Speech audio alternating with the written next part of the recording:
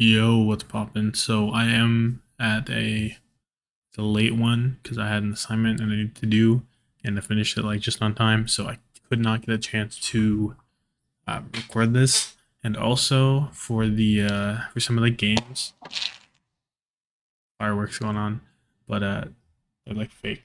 They're like kind of shitty because there's just some random people in a field outside my apartment putting out fireworks. But anyway, so not bad. Um, So I didn't end up typing out anything almost for the Toronto and the back half of the middle game, which was Florida and NYXL. So I'll probably just do a brief one for that, just off top of the dome. But anyway, for the Washington Justice against the Paris Eternal, Washington entering 2-1 and Paris entering 0-3. Fully expecting a Washington victory. I predicted 3-0, but they ended up taking a 3-1. So starting on Lijiang Tower, which ends up being a 2-0 for Washington, we have Washington fielding Decay, Happy, Mag, Krillin opener, and Paris playing Glister, Wub, Down, Drujo, Khan. Uh, this is the whole roster the whole way through. Nothing changes. So Night Market, we got Washington playing Tracer, Soldier, Winston, Ana, Lucio against Soldier, Genji, Winston, Lucio, Ana. Uh, And I actually I'm going to do this instead of the notes up there. So maybe, yeah, whatever. So Paris was off to a very hot start on Night Market, but Decay quickly started finding big value off of his pulse bombs and was cleaning up off of Happy's damage. And he was getting pulse pretty much every fight at one point in the middle. Uh, Things quickly spiraled out of control for Paris. And in the final fight, for example, there's a ton of like ults going, but Happy and Decay were left standing, and Washington just ended up securing the first map pretty easily. So Paris were looking good, but then Decay, Happy started pulling up and was not very competitive on that first map. Moving on to Gardens, we have Washington playing the Tracer, Soldier, Winston, Ana, Lucio, and Paris playing the Soldier, Tracer, Winston, Lucio, Ana. Uh, more of the same pretty much, except you have a tracer here instead of a soldier. So right off the bat, Down is taking a ton of damage and he goes down to Happy. And Decay is farming Pulse super fast still. And they get 50% off first fight alone and the monkey went down instantly. So couldn't really farm it off him either. And Paris won fights that either came off of fuck. Either one fights that came off of Wub finding a pick on Krillin or a very fast dive onto Happy from the bridge, but those only happened once or two or three times, I'd say. And every time Paris had control of the point, Washington were allowed to stage their dive with no disruption. There was no pressure on them. They controlled the pace entirely, and Paris just kind of sat back and let it happen. It happened a few times, and they just got a really good dive onto their target, whether it be Khan or whoever else, Wub at times, maybe Glister. Not Wub, definitely not Wub because he's on Tracer, but Glister. And they just died, and then Washington would just win the fight off it. So it was really weird coming out from Paris. But yeah, so Paris looking better than they did. There's at least some fight there. There's at least some plan, but the plan is still pretty much Glister, Fuck, and Khan and nades. So moving on to King's Row, which ends up being a 5-4 victory for Washington, which is maybe closer than Washington would have liked. No substitutions. And on the Washington offense, we get them playing Tracer, Soldier, Winston, Ana, Lucio, into Soldier, Genji, Winston, Lucio, Ana. Wub liking the Genji a bit. We'll go down to this summary. So Washington more or less get to third with very few problems on their first offense. And once Washington gets to third, Paris does a good job of reacting to Washington's dives and making Washington work to take space. And they're like if they win a fight, they'd hold up onto the 3-point corner. But once Happy on Ash, he swapped over to Ash. My bad. But once Happy on Ash got a foothold, it was very hard for Paris to end up contesting him, and he ended up just doing a lot of damage, and they lose out on the point. So moving on to Paris's first offense, we have the same composition off the rip. Um, and we have Decay finding Con early, but Wob doesn't care and he ends up killing 3 and allow Paris to roll into the second point. Decay continues to find pulses on their Con and they win the fight. Because throughout this whole thing, Decay getting pulse on pulse. I forget when, but at some point he has 7 out of 8 pulses hit or something. And he ends the match with like a 67 or something percent stick. And that's just unreal. That's basically a pick 33, like 2/3 of the time he has pulse bomb, which is like almost every fight. So it's almost a fight win every 2 out of 3 fights, which is very crazy to think about and is very high value for an ultimate that charges so quickly. So yeah, Decay is continuing to find the pulses and they win fights off them, but Paris is also making some trades, and the trades force Washington to not hold that original choke on second, and they have to give that up. So moving on to like the more street part of second, around that second corner, the third corner, Glister goes for a flank to the alley with the visor, but then Mag just jumps on him with Nano, and Paris don't really do anything with this space that they've made, and they just kind of topple over. Not sure what the goal was there, but kind of just like Glister was like, I'm going to flank visor, and Paris was like, okay, and then just nothing happened. And yeah, there's just no real game plan there after the flank visor. Anyway, Paris is consistently winning fights after as they're reacting to what Washington's doing.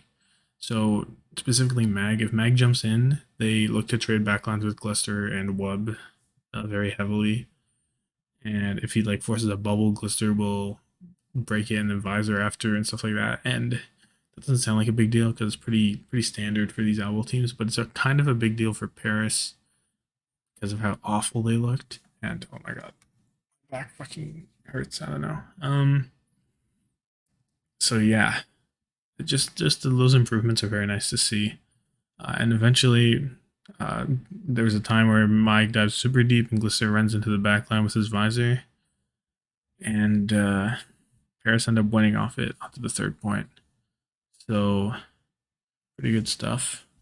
So moving on to Washington's next offense, where they are still playing the Tracer Soldier and they're still Soldier Genji, so no real compositional swaps. They're just going at it.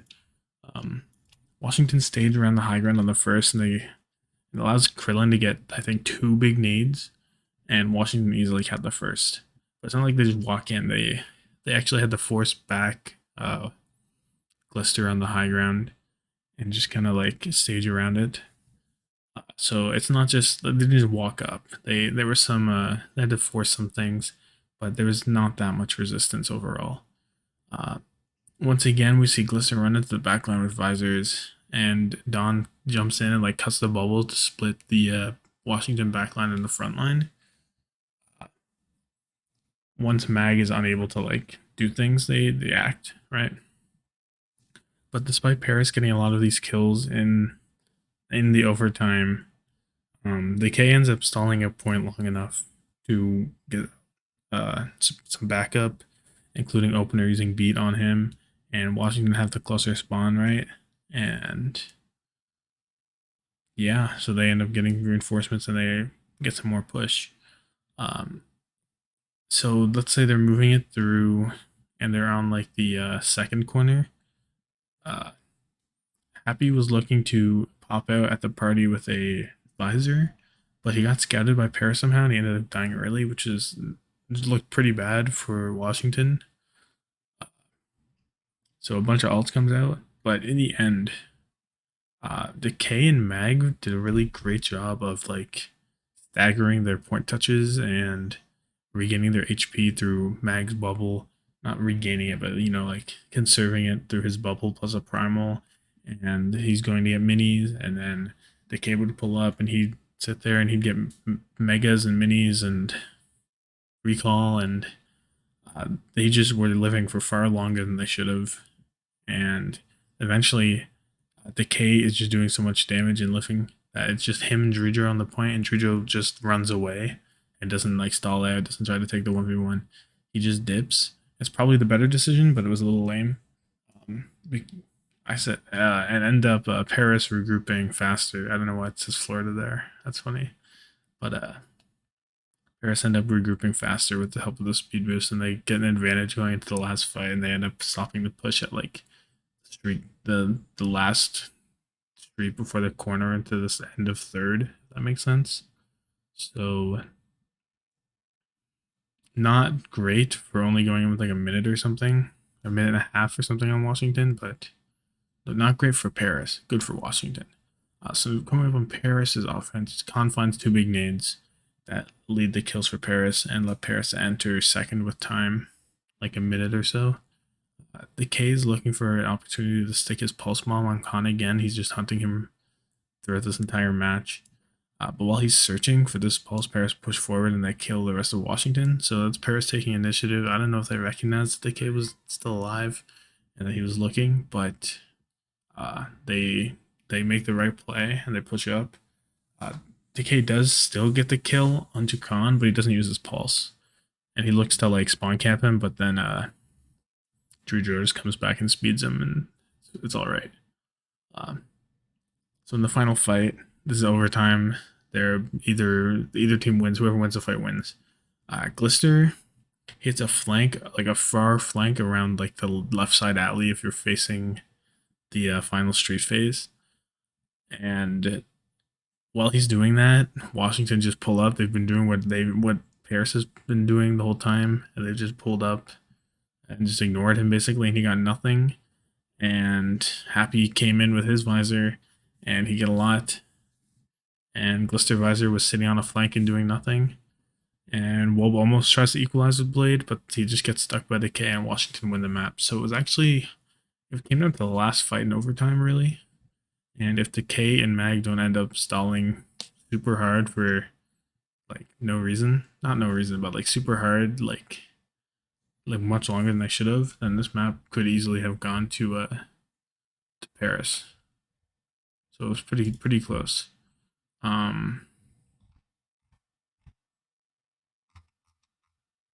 Damage. So moving on to Watchpoint Gibraltar. We have a no swap still. And we have Washington playing a Tracer Sombra Winston on a Brig off the gate, and Paris playing Widow Genji Winston Brigana. So Happy starts on Sombra, and he sneaks up on Glister again on Widow and kills him, and then he goes back to spawn and swaps over to Widow. So it's very, very fucked up, very mean. It just is not right, but he doesn't actually get anything despite Glister being dead, like after he goes back on Widow, so it's like whatever. But definitely a little bitch made. Well, wait, this is just, here we go, here's a summary. Okay, so Happy starts, yeah, I talked about that. Wub dives on the Condon server and he deflects the sleep back onto him and helps win the fight like that, so that was cool from Wub. DK and Mag are diving with a lot of synergy, and Washington enters second with like 330. Washington's just cruising, and Mag tries to get to the Paris backline with Nano, but Opener hits, not Opener's rally. I swear it was Opener. I don't think so. It was, it must have been Drew rally stops him from doing it. And then there's like a minute less, and Glister goes for a gluttonous grapple up. And Mag and Decay are close enough by that they can just dive him as soon as he comes down. And as soon as he dies, there's nothing to really contest Happy when he sets up on the shuttle, or way back even. And they just kind of enter third with like 2 minutes. And then the stream like buffers or like stutters or something for a bit, so I don't really know what happens. But at the end, I see Decay get a touch, but then no one else gets a second touch, so Washington stopped kind of early. Moving on to the Paris offense, we get a little bit of a funky composition from Washington. We get a Soldier Ash comp. Both teams playing the Winston on a Brig, but Paris playing Widow Genji. So we get a double hit scan from Washington. A little curious, in which Mag does a good job controlling the tarp without overcommitting on the monkey. Glister hits an interesting grapple up the cat at one point, because I guess there's no widow, so he should be all right. And he does get like headshots on the mag, but Happy is sitting in server, and he eventually just kills him. So it looked really cool, but I don't know if that positioning is maybe ideal. Uh, but eventually Khan hits a big nade, and Paris entering with 2 minutes and 43 seconds. 4 minutes and 30 seconds, my bad. So we're seeing Paris win a lot off nades, like consistently throughout this match. Uh, it's Glister killing or Khan getting big nades, and that's the only way they win. Um, I don't know. It's not bad. Nade's a really good win con, but probably want more than 2 ways to win a fight. Paris are really struggling to gain control of the shuttle on second, so they just pressure their card instead. But that just doesn't work because they're sitting on the low ground against everyone else on the high ground. So Glister ends up having to kill like 3 or something for them to make it onto third with like 3 minutes and 10 seconds. Washington set up on third with a soldier on like the right side high ground if you're attacking, and the Ash on the left. And it looks really strong for a long time, and the only way that that Paris end up winning this is because Glister gets a pick on Happy when he swaps over to Tracer, and Wub gets a Nano Blade, and that's how Paris won the map. But if Glister doesn't get a pick on Happy, then I don't know if that happens. So definitely relying on Glister heavily to get value. And then we're on Coliseum. So we see the standard Tracer Soldier versus Soldier Genji compositions. So Washington capitalize on Glister flanking often. And as soon as I recognize that Glister's on the flank, they just push hard into Paris, which is kind of similar to what Paris was doing with Mag, but like it's much easier for Paris to stop doing that because Glister just has to flank less, and it doesn't work. Fake flank or something. But he's getting punished pretty hard multiple times by doing that throughout this match, throughout this map specifically. And then once Washington get the lead, of course it's push, so the team with the lead has a heavy advantage no matter how small it is. And they are controlling the engagements very well. They're not playing anywhere where Paris has free high ground. DK's landing a lot of stakes as he has been, and it's back and forth, of course, but nothing too notable. And when Paris get it to overtime, Washington just play it slow way back at the neutral, at the mid ground, and they just wait for their ult opportunities, and then they find them and they end up winning the map. So pretty controlling map win from Washington on the Coliseum. So overall, Paris look much better than they have so far into the season, and they finally are off the Zarya look from last week, and that's really good. Glister's doing a lot of work, but I feel like he's a bit too flank hungry and trying to do it all himself at times, like in an overtime push on King's Row where he flanks by himself, and it just doesn't work out. Definitely better plays.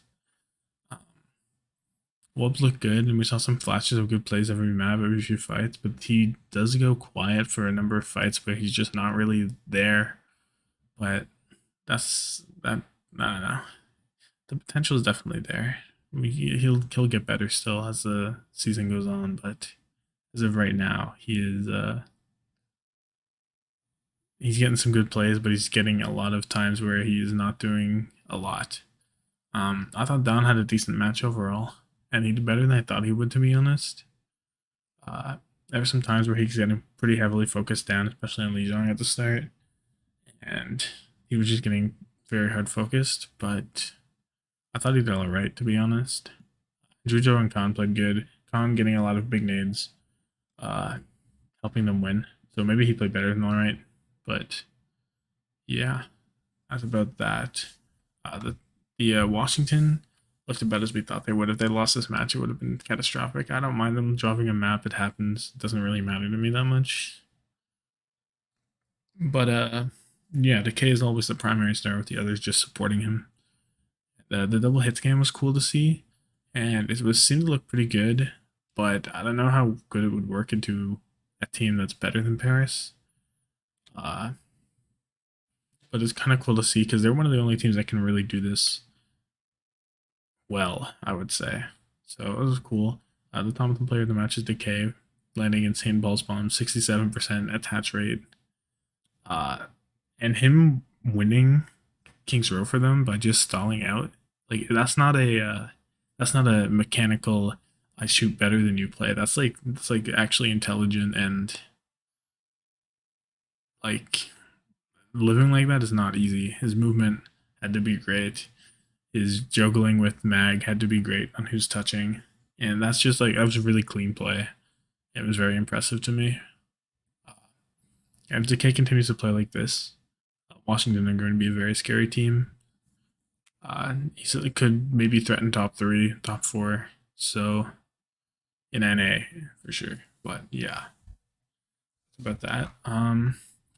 I don't have anything for these games, so I'll just kind of like do a brief sort of thing for the match because I don't know.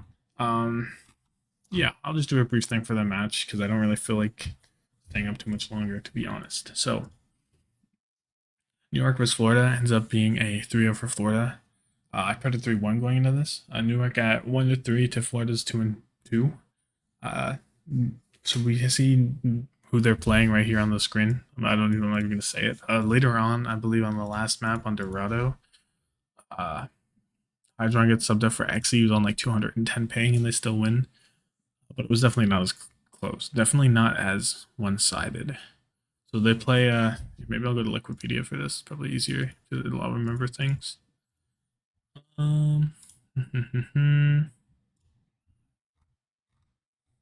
Okay, the fucking proportions are scuffed. What if I do this? Oh, wait, hold on.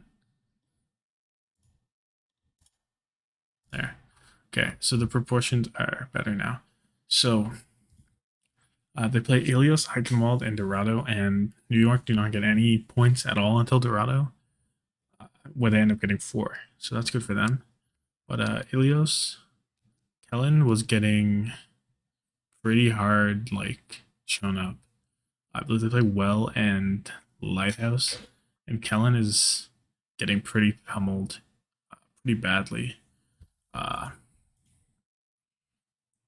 Definitely diving too deep. I remember the very first fight, actually. I did write this down, as you can see.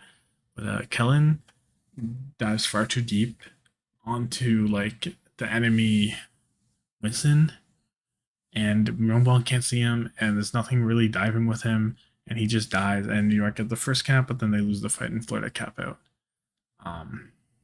When the game on pause and Florida had 90%, I don't have anything for that map, really. Like, there was a pause, and then I came back, and then Florida was at 90, so I missed 80%, so whatever. But don't have a lot to say. Kellen did not look great. On the Lighthouse, Kellen is still getting kind of rolled. He's still getting slept on, or he's still getting slept. And there's some not great stuff coming out from Kellen. I'm very every time I watch Kellen, I'm more and more solidified to me that New York is like a bottom 3 team. And people are like, oh, New York had some real tough opponents before this. Yeah, but there was nothing there, bro. I don't know. I think it was pretty solid to me that they were a bottom team before this, but now people should have no doubt that they are a bottom team. Because Florida is like mid, upper mid at best, at absolute best. Someone just dips him the entire time. And someone at the end of this match, he did a little happy dance. He was so happy, bro. Shout out to someone. But yeah. Kellen getting dunked on. Gang Engine Lucio, never impressive, ever. Consistently late to beats. That's the worst part, really. Is just his beats are. That's the most important part of Lucio, probably. If you have bad beats, you're probably a bad Lucio. Yaki was performing well, but he has to be, or else he's not Yaki. Laura looked good at times. I think he looked all right on like Dorado. Dorado was closest, probably because Xe was in and playing at 210 ping. But I don't know. It's like you have Sir Majed still. He is still walking into the enemy and looking for nades at point blank range. Uh, Automo is still playing pacifist run Lucio. Checkmate's still doing well on the Tracer. Yaki probably diffed him on Tracer, but Checkmate plays less Tracer, like in the series overall, so it's whatever. And Hydron looks very good, as he always does. So, there's not a lot to say here. Florida's probably just a better team in almost every category, except for you can argue Myeonbong over Sir Majed at times, but not the way Florida's doing it. Florida's basing their entire like play style around Sir Majed and getting big antes, and it doesn't matter if he dies because he uses all his cooldowns, and it works out really well. And someone is very good. Someone should not be slept on in this league, and should probably have some consideration for the best, for one of the best rookies. Definitely one of the best rookie tanks. I know there's competition with a bunch of other guys like Kaluge, Reiner, but someone don't sleep on someone just because he's not on a top team. He is, I think he's a very good player. Anything else to touch on about that match? Eichenwald was very not uneventful, if I'm being honest. New York had like looked okay for a bit, and they were taking some tempo, but it didn't last long, and Florida ended up just kind of winning it. Yeah, I've seen better. Well, I guess New York stopped them before the very end, so there's something they didn't full cap on them. But moving on to this Dallas Toronto game, I'm a Toronto fan, Toronto Spark fan, the king of mid, and Toronto is staying firmly mid. They looked awful in this match. It was not good. Sparkle didn't even play. They were playing Doha and Edison. Yeah, Doha Edison. They brought in Gurrio for Circuit Royale. That map did not last long. Just utterly, like, I can't even comment on Toronto's gameplay because legitimately there was nothing. There was nothing there. Hisu and Aldo are playing no finale because Aldo comes back and he's like in Korea and he comes over. Muse played one map and then it was Hoppa the whole time. There's Chorong and Twilight in, of course. And Hanbin played the whole time, no surprise there. But on this Oasis, not Fearless, Muse, there was just not even. It's like Toronto weren't even there. I don't even think they got a flip on the points. To be honest with you, Dallas is just kind of winning. They're just Hanbin is walking. It was very distraught to watch as a Toronto fan. If I'm being honest, it was not good. Kings Row did look better though because Hoppa and Zarya probably looked better than the Muse look with the Winston, and there was some good stuff there. But ultimately, Hoppa is not going to div Hanbin, and Dallas just have a better roster member, like pound for pound, than Toronto overall, and they're like kind of leading the charge on how to play Zarya comps in NA. So not a lot to be like hopeful for like, well, okay, I shouldn't say that. Toronto don't drop in my power rankings from this, to be honest. I don't put them below Houston now, but they're definitely staying mid. Circuit Royal, uh it's Circuit Royal, right? You have that big corner at the start. Toronto don't get past it. The grabs aren't big enough. It's just not there, and they don't have the power. They never found the firepower to get through. Although, did not look inspirational overall. I don't know, not great. Dallas is just a more dominant team. If you want to know how to play Zarya comps, for sure, watch Dallas. In NA for sure. Maybe an Impact team does it better. I'm trying to think. Maybe you look at Spark if you want. You can look at Philly, maybe. Um, those two both played some Zarya and they both look pretty good. So good there. But Dallas definitely the premier Zarya comp team in NA for sure. And Toronto could not match them at this time. But yeah, I really don't have a lot of analysis for that game. Dallas was doing big work. Uh, I do see potential for Toronto to pick up that Zarya comp and find a way to beat it, but as of right now, no chance, zero chance. So that's gonna be it for me. I am probably going to go to bed as soon as I upload this and try and wake up for APAC tomorrow as well, because APAC games are simply better games than NA. Maybe I'll skip a little bit of Charge Chengdu because whatever, but maybe. So that's it for me. Have a good one. Like, subscribe, and deuces.